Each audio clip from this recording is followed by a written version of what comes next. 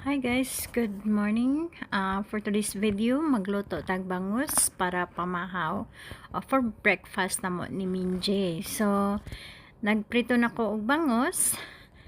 Also, nakaprito na pod ko og chorizo. Wa joy makalupig sa chorizo sa Cebu guys, pero okay na ni. Nito dai ni Minjay kahapon sa Asian Grocery, naggrocery mi og gamay. Ay broke man ta.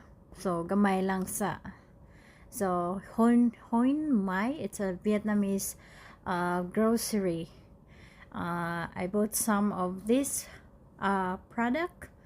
Medyo may kamahalan. And this chorizo here in the butcher shop. I'll show you the packet of this siomai nga akong napalit sa Asian Grocery. 30 pesos ni siya.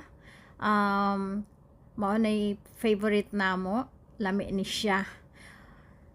O maupod ni siya ang chorizo nga made from butcher shop. Mismo sa Biola Meat Products siya gihimo. Mismo sa store naghimo sila ani. If you want to and also since magluto man ta og bangus, siyempre di gyud nato kalimtan ang sausawan.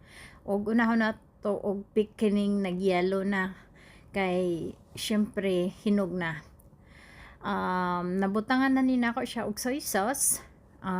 Dungagan na lang nato og dato puti, Pinoy spice nga coconut vinegar.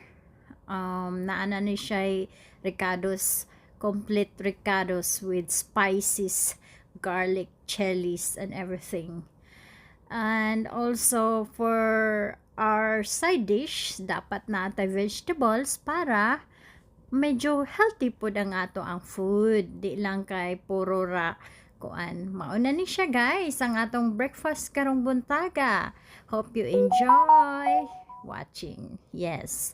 And ang akong pinalanggang anak. Nag-ready na siya og fork and spoon. Eating breakfast while watching TV. Hey, here you go. This is our breakfast with scrambled egg, bangus, bok choy, rice, chorizo, and some tomato. Enjoy eating, Minjay. Enjoy your breakfast. And thank you guys for watching. This is our video for today. I hope you like it and have some fun. Bye-bye.